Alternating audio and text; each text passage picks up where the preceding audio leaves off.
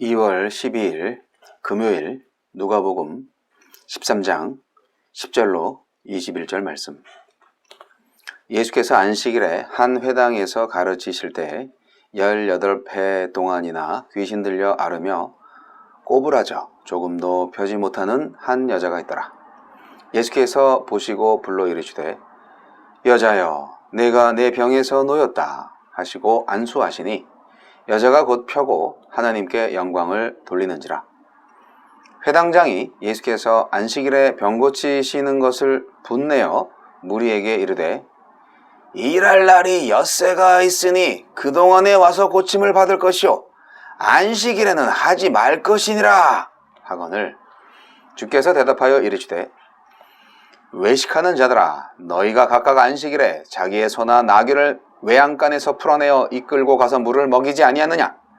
그러면 18회 동안 사탄에게 매인받은 이 아브라함의 딸을 안식일에 이 매임에서 푸는 것이 합당하지 아니하냐?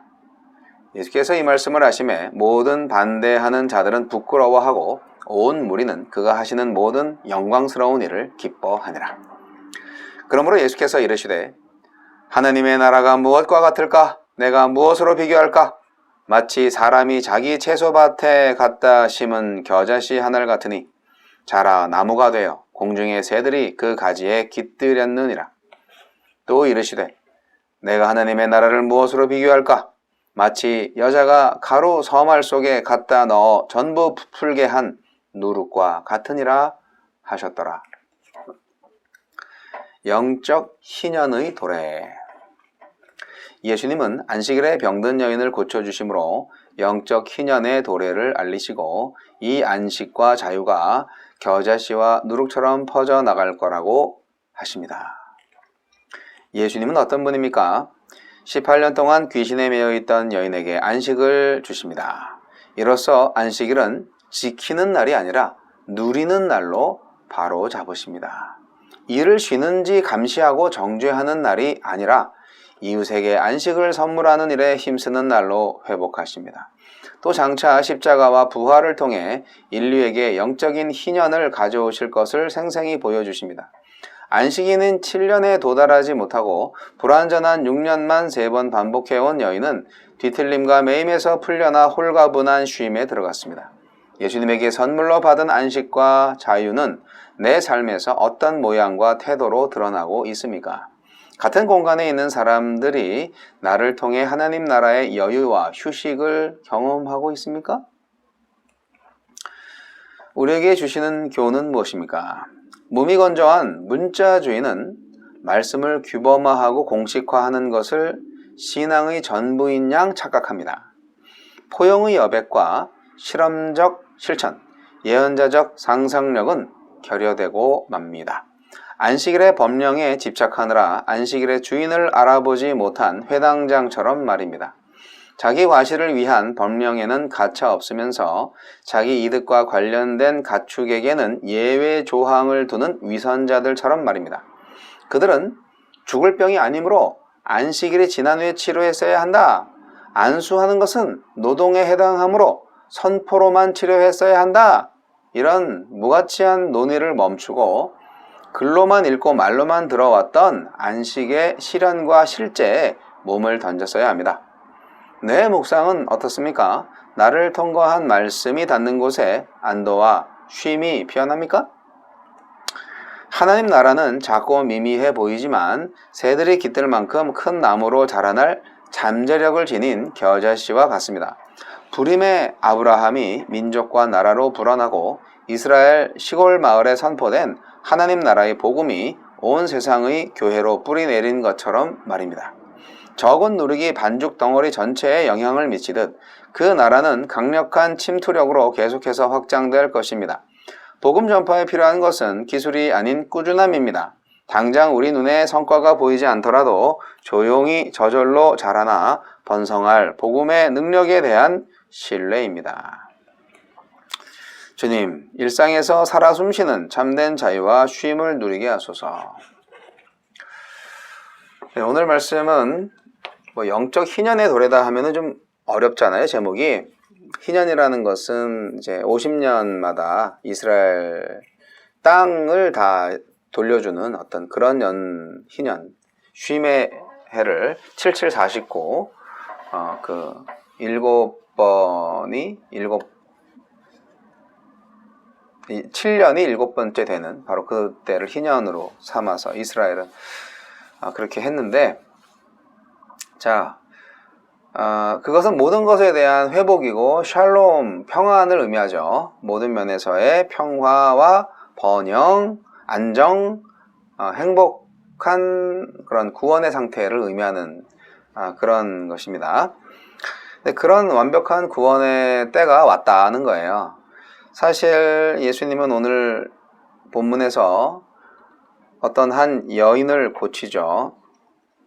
18년 동안 귀신 들려서 꼬부라져 조금도 펴지 못하는 여자가 있어서 그에게 안수기도를 하시고 그 여자를 고쳐주셨어요. 근데 회당장이 그 여인 병자를 치유한 예수님을 직접적으로 공격합니다. 잘못되었다. 안식일에 노동을 하면 안 된다. 그렇게 이제 해서 이게 이제 사실 안식일에 대한 올바르지 않은 이해를 가지고 있다는 것이고, 회당장이니까 당연히 안식일 날이 본인의 가장 중요한 종교적 임무를 다하는 날이죠. 회당에 이제 안식일 날 사람들이 와서 이제 말씀 읽고 기도하고 그럴 거 아니에요. 그런데 이 안식일을 지키라는 그 의미를 예수님이 올바로 가르쳐 주시는 겁니다.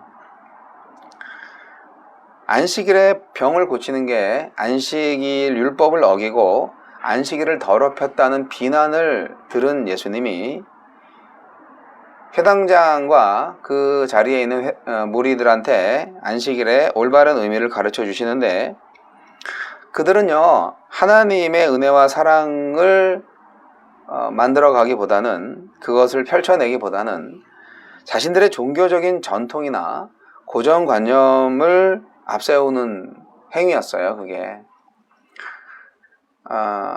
이게 안식일 지키는 것이 우리나라 교회나 또 미국 교회도 좀 그렇지만 주일 성수 개념으로 발전된 건 여러분 잘 아실 거예요. 주일날 하루 빼먹으면 정말 신앙생활 제대로 못하는 사람이 되는 거죠. 그래서 이 주일 성수가 안식일 지키는 거하고는 다른 거거든요. 다른 거예요. 우리는 유대인도 아니고요. 우리는 주님의 부활을 기념하는 날로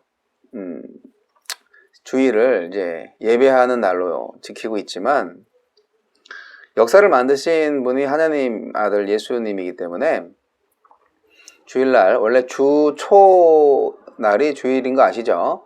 썬데이가 맨 달력의 오른쪽 처음 시작이에요. 월요일이 아니라. 자, 그런데 예배하는 날로 정하기에 딱 좋아요. 그날을 예배하는 날로 정했기 때문에 이제 일하는 날을 그 다음 날 월요일서부터 이렇게 정했는지도 모르겠어요. 서양에서 정한 거니까요. 여하튼 안식일을 주일로 바꿔갖고 주일이면 안식일인 것처럼, 그래서 주일날 교회 안 나오면 안식일법 위반한 이 회당장처럼 막 혼내고, 어떤 분은 교회 안 나갔다고 자기 자녀를 막 개패드 패고, 저도 그렇죠. 저도 애들 학교 안 나가도 용서하지만 주일날 교회 안 나가면 용서 못한다. 저도 목사라서 그랬어요, 우리 딸들한테. 그런데 이 좀 방법이 잘못된 거죠. 회당장이 직접적으로 예수님이 아닌 무리에게 노를 바라고 있는 거를 잘 살펴보면 당연히 예수님도 옆에서 욕을 먹고 있는 거나 마찬가지인데, 그러니까 병 고침을 받으러 온 사람들한테 지금 회당장이 욕을 하고 있는 거거든요. 근데요, 이 회당장이 정말 안식일 율법 때문에 이렇게 화를 내고 있을 것인가? 글쎄, 개인적인 자존심, 열등감 이런 거 있지 않았을까요? 권위의식 이런 거 있었을 거예요. 아무리 병이 심각하고 시급하다 할지라도 안식일 날에는 안 된다. 안식일이 아니어도 다른 날이 많으니 다른 날에 병을 고쳐라. 이렇게 이제 얘기를 하는데, 거기에 대해서 예수님은 정확하게 말합니다. 외식하는 자여. 외식하는 자여. 정면 돌파, 정면으로 승부하시는 겁니다. 그 당시에 소나 나귀 등 자신들의 가축들이 목마른 것에 대해서는 안식일에도 아무 꺼리낌 없이 그들에게 물을 줬어요. 물을 먹였어요. 그냥 당시 그들은, 그러니까 짐승에 대해서는 그 안식일에 대한 율법을 아주 관대하게 적용하고 있었던 거죠. 근데 예수님은 입장이 그렇잖아요. 그 짐승들보다도 훨씬 소중한 하느님의 아들, 아브라함의 자녀라고 하잖아요. 하느님의 사람이 18년 동안 사탄에 매여 있는 것을 풀어주는 일을 하는 건데 여기에 대해서 전혀 융통성이나 자비심이 없단 말인가. 그래서 외식하는 자들이라는 욕을 예수님으로부터 먹게 된 것입니다. 예수님은 그들의 그런 자가당착한 면을 부각시키면서 안식일에 사람을 고치는 것이 정당하다는 것을 말씀하고 있습니다. 회당장과 예수님 사이의 충돌로 일어난 두 무리 사이의 대조적인 결과를 성경은 말하고 있습니다. 예수님이 말씀을 마치니까 회당장과 그에 폈던 모든 반대하는 자들은 부끄러워했고요. 그 외에 온 무리는 기뻐했다고 나와 있습니다. 모든 반대하는 자들의 외식이 예수님에 의해서 통쾌하게 폭로된 것이죠. 이게 오늘날에 폭로해야 할 교회나 교회 지도자들이 있나요? 굉장히 위험한 말이죠. 굉장히 무서운 말이죠. 하지만 세상의 모든 교회가 다 100% 올바른 교회라고 보기에는 어렵지 않을까요? 그리고 나서 예수님께서 안식일에 이제 여자를 고치신 사건을 통해서 안식일에 대한 절대적인 의미를 말씀하시고 그리고 그 다음 메시지를 전해주시는데 그게 바로 천국에 관한 메시지, 비유입니다. 즉 하나님 나라에 관한 비유죠. 두 가지 비유인데 간단하게 말씀드리면 겨자씨의 비유죠. 겨자씨 요만한데 그게 이제 자라면 5m까지 올라가는 나무가 된다. 엄청난 변화죠. 그 다음에 이제 또 하나님 나라를 비유로 말씀하시는데 누룩에 대한 그 반죽에 갖다 넣은 밀가루 반죽에 갖다 넣은 누룩과 같아. 그래서 그 밀가루 반죽을 그냥 확 아주 부풀게 한다. 이만큼 들어갔는데 이만큼으로 부풀게 한다. 그런 겁니다. 이 비유의 초점이 뭐냐면 겨자씨가 하나님 나라의 외적인 성장을 비유한 것이라면 누룩 비유는 하나님 나라의 강력한 영향력, 변화시키는 능력을 비유한 것입니다. 요만한 겨자씨가 이렇게 나무가 됐다. 새들이 깃들 정도 나무가 됐다. 엄청난 일이죠. 그런데요, 저는 이 성장 과정이나 이 성장하는 모습 자체를 배가 운동, 폭발적인 성장, 여기에 대한 초점을 맞추는 것보다는요, 하나님의 나라는 지금은 겨자씨만큼이지만 언젠가는 새들이 깃들 만큼 나무로 자라게 돼 있어. 어쨌든 자라게 되어 있어. 어쨌든 하나님의 나라는 와. 저는 그렇게 초점을 갖고 싶어요. 거기에 강조를 두고 싶어요. 하나님의 나라는요, 결국에는 오고야 맙니다. 우리가 만들든 안 만들든 세우든 안 세우든 우리가 노력하든 안 하든 하나님의 나라는 오고야 만다. 큰 나무로 자라가는 과정에 초점을 맞추는 것이 아니라 그렇게 자라고야 많은 결과에 초점을 맞추고 싶다는 것입니다. 여러분, 우리가 신앙생활 잘 못한다고, 교회생활 잘 못한다고, 야 너는 성경을 그것도 모르냐? 야 이 교회 그만큼 다녔으면 그 정도는 알아야지. 너 왜 11조 안 바쳐? 너 왜 지각해? 너 왜 예배 시간에 졸아?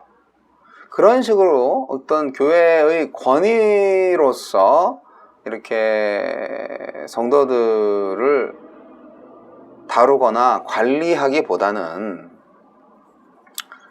그냥 하나님한테 집중할 수 있었으면 좋겠다는 생각이 듭니다. 마음의 기쁨이 있고요. 마음에 하나님께 감사한 마음이 있으면 예배 안 드릴래야 안 드릴 수 없는 마음이 되죠. 예배를 법으로, 율법 같은 법으로, 규칙으로 묶어놓으면요, 신앙생활에 기쁨이 없어요.